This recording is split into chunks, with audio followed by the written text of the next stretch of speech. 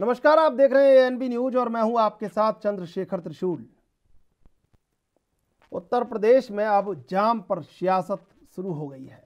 केंद्रीय गृह मंत्री अमित शाह के जाम वाले बयान पर यूपी के पूर्व मुख्यमंत्री और सपा अध्यक्ष अखिलेश यादव ने भी जाम से ही पलटवार किया।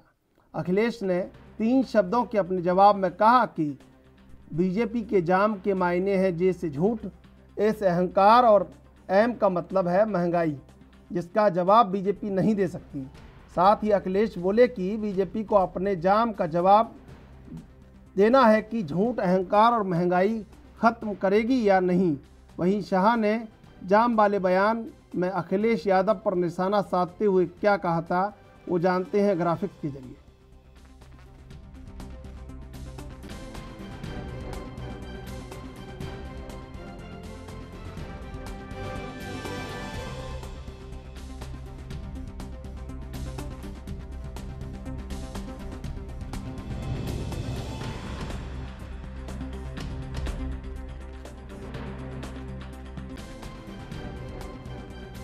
केंद्रीय गृह मंत्री अमित शाह ने कहा था, मोदी जी जाम लाए हैं ताकि भ्रष्टाचार के बिना खरीदी हो सके। जे का मतलब है जनधन खाता, ए का मतलब आधार और एम का मतलब है हर हाथ में मोबाइल। उन्होंने कहा, मैंने गुजरात में ये बयान दिया तो सपा के नेता ने कहा कि हम भी जाम लाए हैं। सपा के जाम का मतलब है जे से जिन्ना, ए से आजम खान और एम का मतलब है मुख्तार अंसारी। केंद्रीय गृह मंत्री अमित शाह, भाई ये कौन सा जैम लाए, जरा जांच करो तो। उसने कहा आपको मालूम नहीं है? मैंने बोला नहीं, मुझे नहीं मालूम है। उन्होंने कहा उनके जैम का मतलब है जे से जिन्ना, ए से आजम खान और एम से मुख्तार। अब भाई आप मुझे बताओ, आपको भाजपा का जैम चाहिए या समाजवादी पार्टी का चाहिए? ये लोग उत्तर प्रदेश का भला नहीं करते।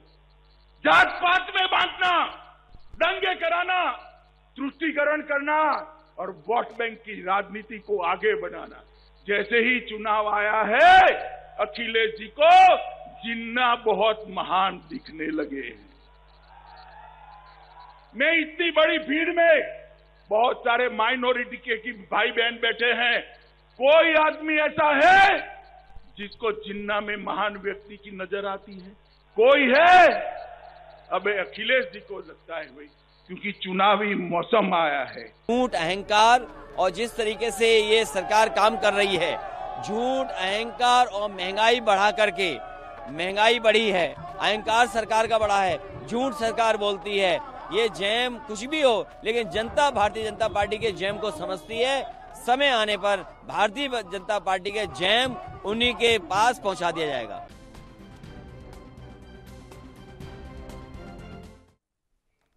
इस मुद्दे पर चर्चा के लिए हमारे साथ 2 मेहमान जुड़ चुके हैं। आर ए उस्मानी पूर्व मंत्री सपा से और बीजेपी से खेमचंद शर्मा। आप दोनों का एएनबी न्यूज पर स्वागत। आर ए उस्मानी जी, हम तो इसे जैम नहीं कह रहे हैं, जाम ही कह रहे हैं, क्योंकि जाम जनता के लिए है। जनता का ये जाम खुल नहीं पा रहा है और जनता आगे बढ़ नहीं पा रही है।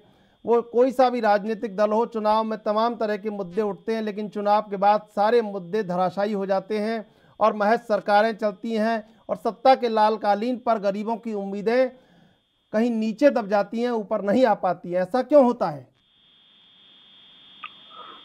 देखिए त्रिशूल जी, भारतीय जनता पार्टी के पास आज जनता को बताने के लिए कुछ नहीं है, इसलिए ये ऐसे धार्मिक उन्माद वाले मुद्दे उठा के लाते हैं।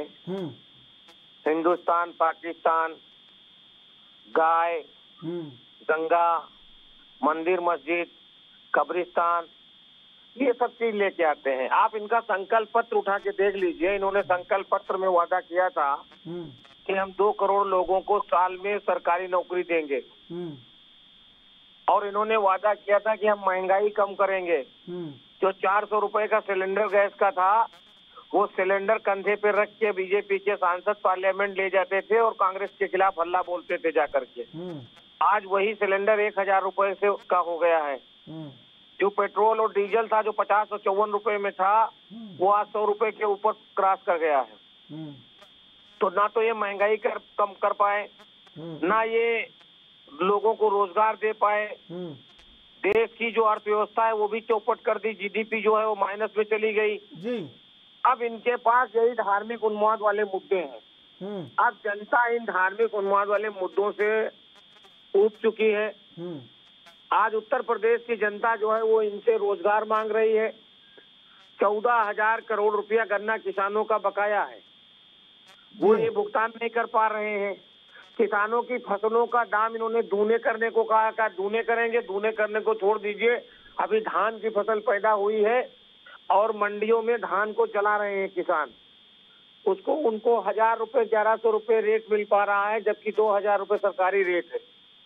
तो इस तरीके से ये लोग जो है पूरी तरीके से फेल हो गए हैं और इनके पास कोई मुद्दा नहीं है। तो ये इस तरीके की बातें कर रहे हैं जी। आज समाजवादी पार्टी जो जहां जहां माननीय राष्ट्रीय अध्यक्ष अखिलेश यादव जी जा रहे हैं जी, विशाल जनसैलाब उमड़ रहा है और जनता ये इनको दिखा रही है कि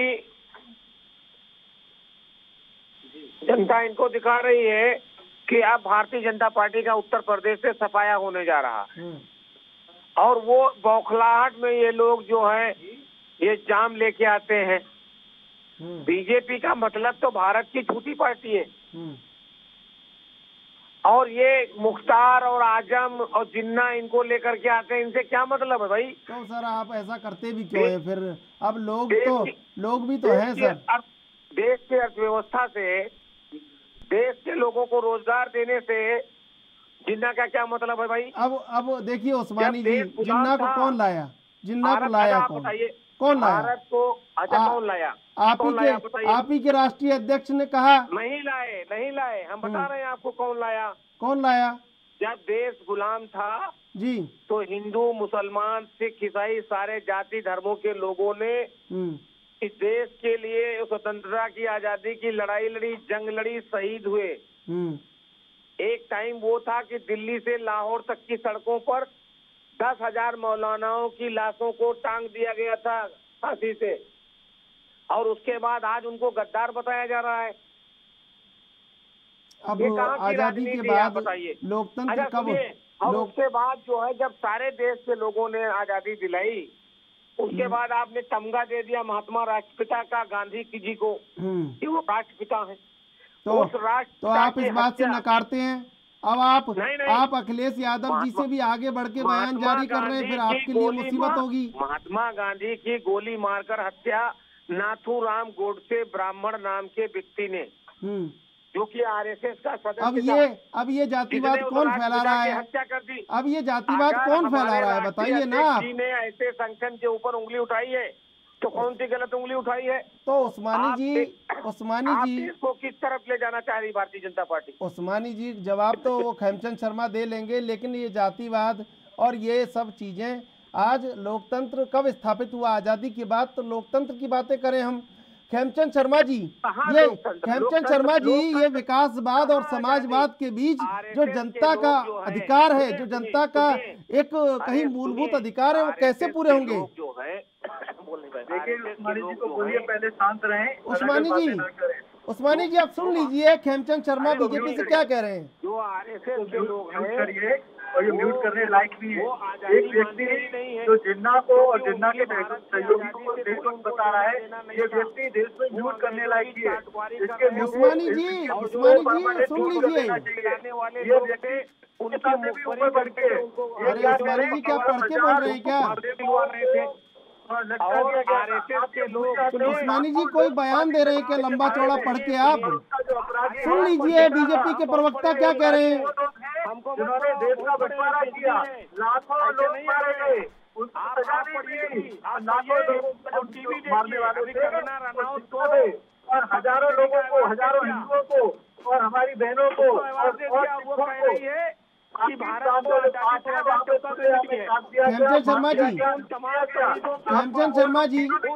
खेमचंद शर्मा जी पहले उनसे कह लेने दीजिए क्या उड़ाने का काम किया है उस्मानी जी। या फिर आप डिबेट कर रहे हैं, ये तो डिबेट का तरीका नहीं हुआ ना। ये व्यक्ति अनर्गल बातें कर रहा है और आप इसको खुली छूट दे रहे हो। अवार्ड दिया है उसको डिबेट वापस करना है और उसको तो जेल इनका भेजे मुंह आप और इस देश म्यूट से करिए माफी मांगे और नहीं तो ये बोलता रहेगा, ये अनर्गल बात से बोलता रहेगा। खेमचंद जी आप अगर शांत रहेंगे तो मैं उनको बोल पाऊंगा ना। नहीं, कौन सा उसने देश के लिए काम किया था जो उसको अवार्ड दिया गया, बताइए। उसको इसलिए अवार्ड दिया गया कि उसने कह दिया कि 2014 में जब भारतीय जनता पार्टी की सरकार आई तब इस देश को आजादी मिली। उस्मानी जी जी मुझे सुन रहे हैं आप? हम सुन रहे हैं, पूरी तरीके सुन रहे हैं। तो उस्मानी जी कोई स्क्रिप्ट पढ़ रहे हैं क्या आप?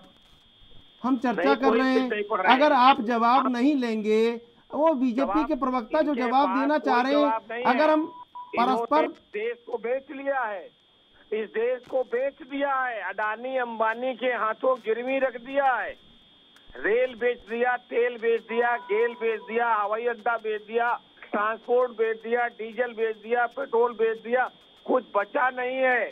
चौधरी चरण सिंह लखनऊ एयरपोर्ट था, आप जाके लखनऊ में देख लीजिए, अडानी एयरपोर्ट लिखा है, मुंबई एयरपोर्ट बेच दिया, कुछ बचा नहीं है।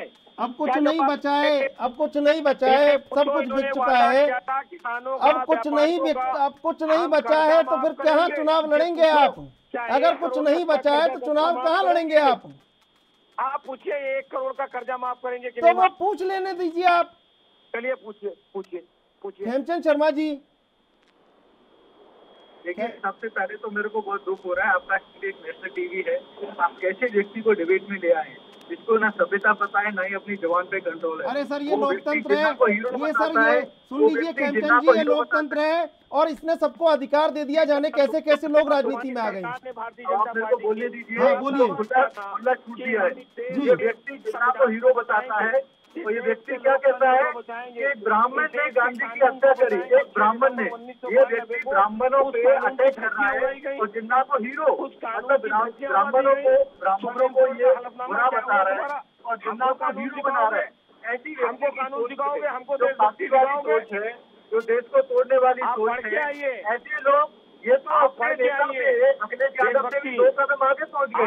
ये ब्राह्मणों को विलेन बना रहे हैं और जिन्ना को हीरो बना रहे हैं। ये जिन्ना की वजह से लाखों हिंदू मारे गए। आप बताइए खर्चा कब माफ करोगे और उनको खुलने में काट दिया गया, लाखों में बता रहे हैं, 2 करोड़ लोगों को रोजगार कर दोगे। उस्मानी जी सुन लीजिए, आप बातें करते हैं, देश को बात करना, आप सुन तो लीजिए जवाब कम से कम। कहीं तो तहजीब से बात करें ना। तो इन्होंने कैसे कह दिया कि पढ़े लिखे आदमी को लाना चाहिए, ये कौन सा पढ़ा लिखा है? अब ये डिग्री का आदान प्रदान तो कैसे करवाएं? आपका बहस करवा लेते हैं, जो बातें हैं वो जनता तक पहुंच जानी चाहिए समय से।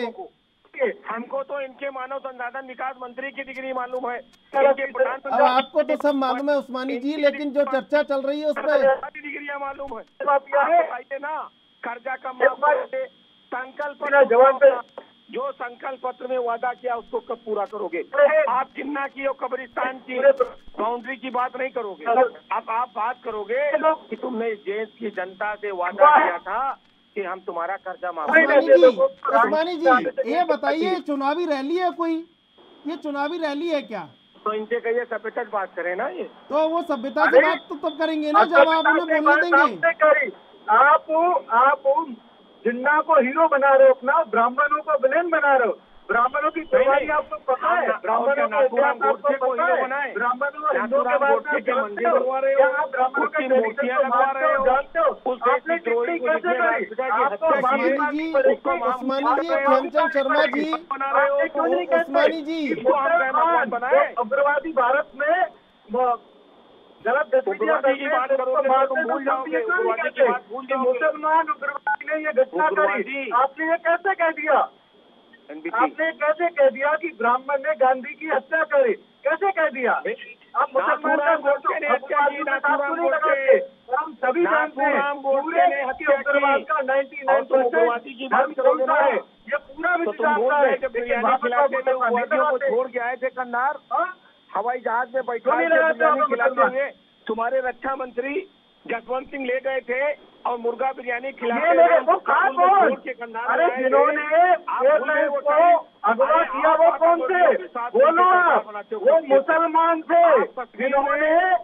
देखिए खेमचंद शर्मा जी, ये बहुत गलत बात है कि आप राजनीतिक जिम्मेदारी लेकर और इस तरह के बयान जारी करते हैं। आ रहे उस्मानी जी आपसे भी, खेमचंद शर्मा जी आपसे भी, ये बहुत गलत बात है कि आप यहाँ पे हिंदू मुसलमान कर रहे हैं। बात होनी चाहिए कि हमें नहीं करनी है तो आप किस तरीके से, आप कैसे ये बातें कर सकते हो। एक जाति को बदनाम करने की, एक धर्म को बदनाम करने की साजिश आप लोग जो कर रहे हो, और जिन्ना को अपना बाप कह रहे हो और अपने बाप को भूल रहे हो। जिस भूमि पे आप रहते हो, जिस भूमि पे आप खाते हो, उस भूमि के गुणगान नहीं करते, लेकिन जिसने हमारी भूमि को तोड़ा, लगातार हमारे यहाँ पे आतंकवाद फैला रहे, आप उनके बाप को अपना बाप कहते हो, जिन्ना को अपना बताते हो, जिन्ना का हीरो बनाते हो, तो आपका कोई सम्मान कैसे करेगा? उन्हीं सांप्रदायिक कैसे सम्मान करेगा? और रही बात आप डेवलपमेंट की आते हो, अरे भाई जिसने डेवलपमेंट योगी मोदी जी ने किया है, आप छोड़ने गए सोच भी नहीं सकते थे। आपकी जो सोच है, जो दोस्ती करने वाली पार्टी है, वो अपने घर। अभी लेते एक छोटा सा ब्रेक के बाद फिर हाजिर होते हैं।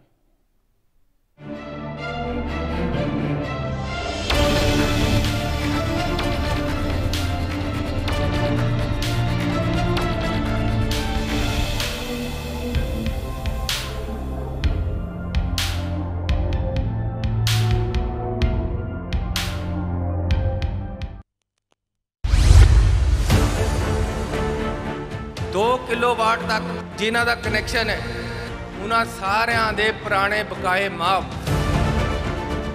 ਮੁੱਖ ਮੰਤਰੀ ਚਰਨਜੀਤ ਸਿੰਘ ਚੰਨੀ ਨੇ ਪਹਿਲਾਂ ਕੀਤੇ 1200 ਕਰੋੜ ਰੁਪਏ ਦੇ ਬਿਜਲੀ ਬਿੱਲ ਮਾਫ। ਇਸ ਦੀਵਾਲੀ ਤੇ ਕੀਤਾ ਹੋਰ ਵੱਡਾ ਐਲਾਨ, ਬਿਜਲੀ ਦੇ ਵਾਧੂ ਬੋਝ ਘਟਾ ਕੇ ਹਰ ਘਰ ਦੀ ਮੁਸ਼ਕਲ ਕੀਤੀ ਆਸਾਨ। ਗਰੀਬ ਦੀ ਬਾਹ ਫੜਨੀ ਹੈ, ਮਿਡਲ ਕਲਾਸ ਦੇ ਲੋਕਾਂ ਦੀ ਬਾਹ ਫੜਨੀ ਹੈ, ਪਿੰਡੂਆਂ ਦੀ ਬਾਹ ਫੜਨੀ ਹੈ, ਸ਼ਹਿਰਾਂ ਦੇ ਲੋਕਾਂ ਦੀ ਬਾਹ ਫੜਨੀ ਹੈ। 3 ਰੁਪਏ ਪ੍ਰਤੀ ਯੂਨਿਟ ਬਿਜਲੀ ਦਰਾਂ 'ਚ ਕੀਤੀ ਕਟੌਤੀ। ਮੁੱਖ ਮੰਤਰੀ ਚਰਨਜੀਤ ਸਿੰਘ ਚੰਨੀ ਨੇ ਜਿੱਤਿਆ ਲੋਕਾਂ ਦਾ ਦਿਲ, ਘੱਟ ਆਉਣਗੇ ਬਿਜਲੀ ਬਿੱਲ।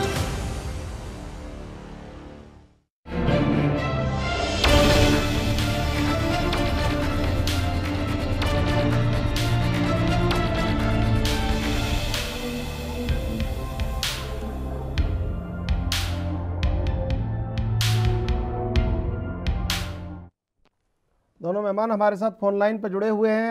खेमचंद शर्मा जी के पास चलते हैं। खेमचंद शर्मा जी, ये जो समाजवाद और विकासवाद है, इसके बीच जनता कैसे अपने जो एक लोकतांत्रिक अधिकार हैं उनको कैसे प्राप्त करेगी? देखिए, विकास क्या, हम चुनाव कर रहे हैं,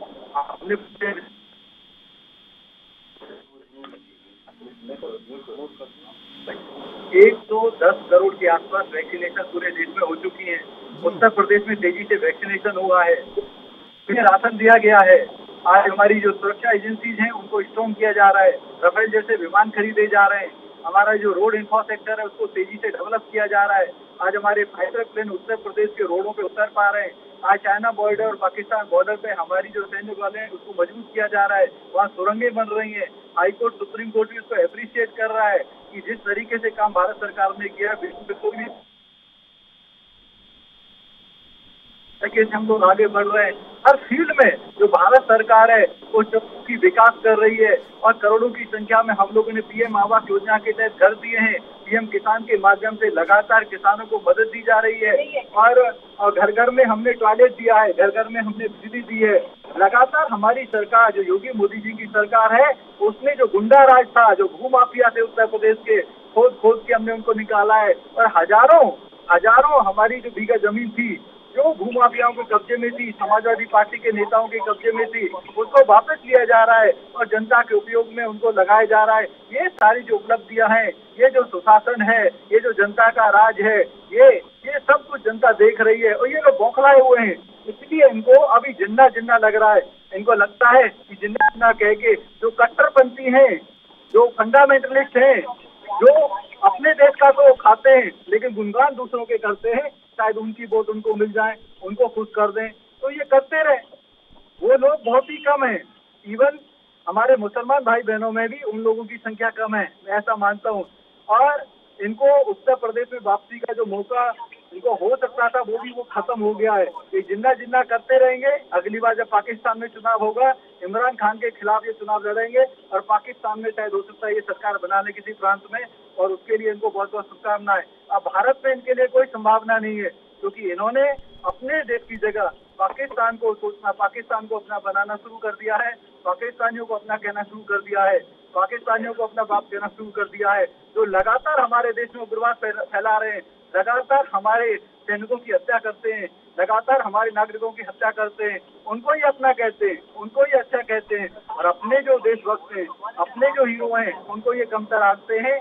ऐसे लोगों का भारतीय राजनीति में कोई भी स्पेस नहीं है, और हमारी जो उत्तर प्रदेश की जो समझदार जनता है इनको जोरदार जवाब देगी और इनको उखाड़ फेंकेगी। उस्मानी जी, जी अब आप कैसे चुनाव लड़ेंगे?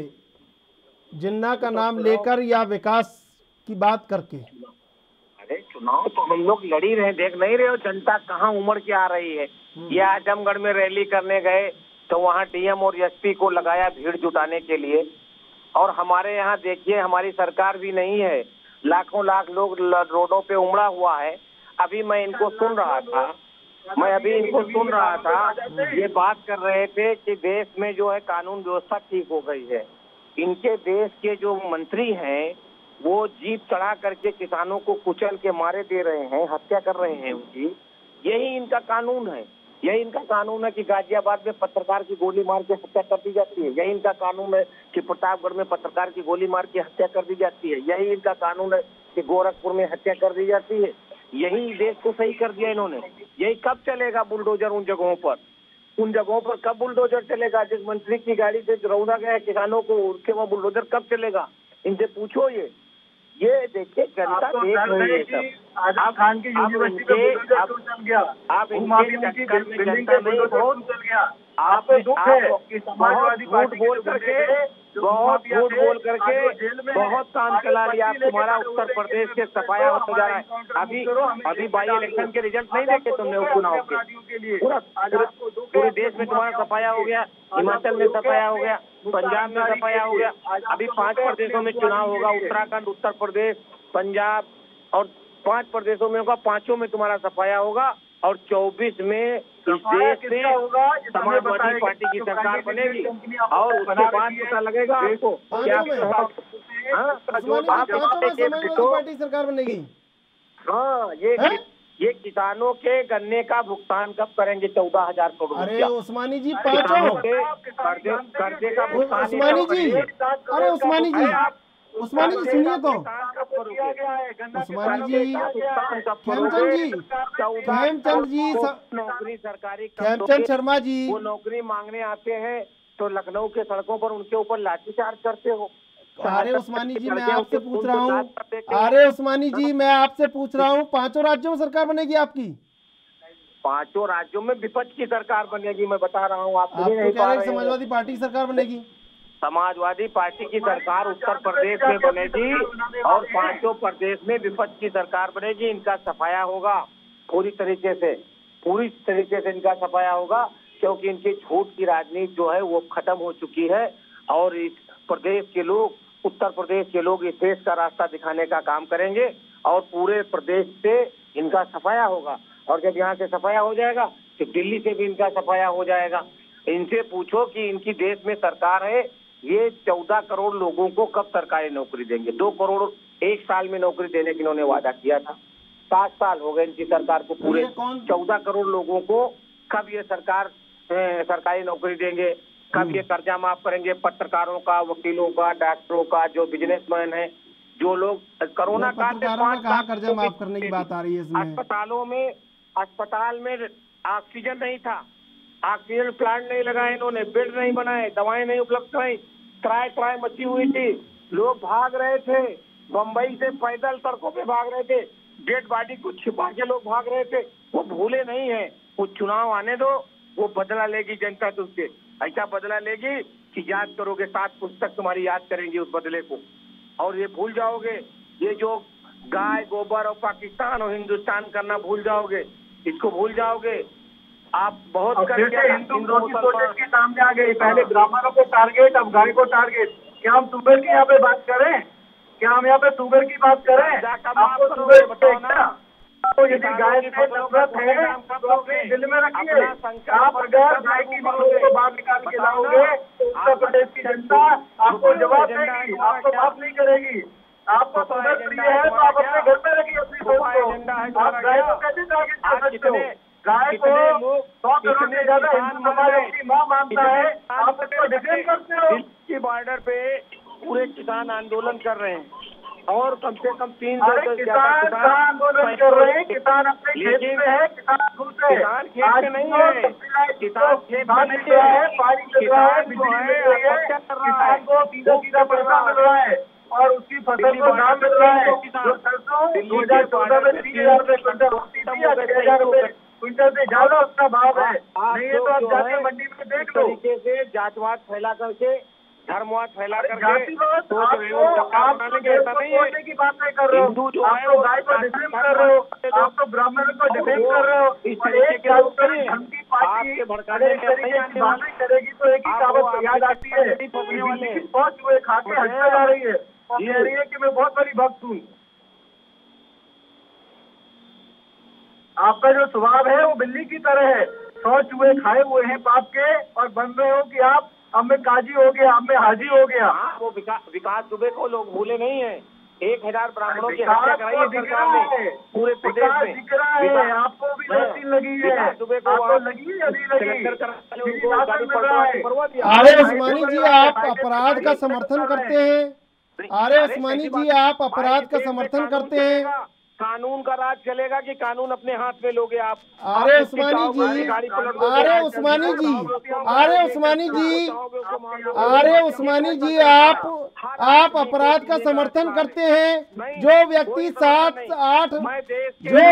7-8 पुलिस वालों को गोली मार दे, आप समर्थन करते हैं? नहीं, हाँ, क्या बात है, वाह भाई वाह। आप जो है, मतलब जब आपने गिरफ्तार कर लिया तो गाड़ी पलटवा क्यों दी भाई?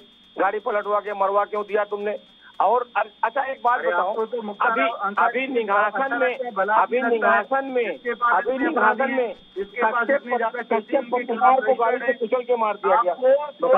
जिन लोगों को पत्रकार को मार दिया गया, पत्रकार मौर्य बच गए। पाकिस्तान जिंदाबाद के नारे वाले मार कर रहे हैं और उसके बाद आप लोग समर्थन कर रहे हो। जो ये डिबेट देते हैं वो डिबेट कराते हो, ये नहीं करना चाहिए ना। आपको तो गरीबी, लाचारी, भुखमरी पे डिबेट करनी चाहिए। आप बोल रहे हैं गरीबी, लाचारी, भुखमरी पे, आप ब्राह्मण पे बोल रहे हैं, आप कहीं पाकिस्तान जा रहे हैं, कहीं कहाँ आप जा रहे हैं? आप बात सुन रहे हैं? आप डिबेट कर रहे हैं, आप तो चुनावी रैली कर रहे हैं, आप स्वयं खुद चुनावी रैली कर रहे हैं। मुद्दे दबा ले जाएंगे, नहीं दबा सकते। बिल्कुल। आर्य उस्मानी जी, आपका, खेमचंद शर्मा जी, आपका बहुत बहुत धन्यवाद डिबेट में जुड़ने के लिए। राजनीति की इसी चकल्लस से जनता को अपने काम भी निकालने हैं और राजनीति में अपना अधिकार भी पाना है। अब ये अधिकार लोकतंत्र से कैसे मुहैया होगा, यही सबसे बड़ा सवाल है। बहरहाल देश विदेश की ताज़ा तरीन खबरों के लिए आप देखते रहिए एएनबी न्यूज।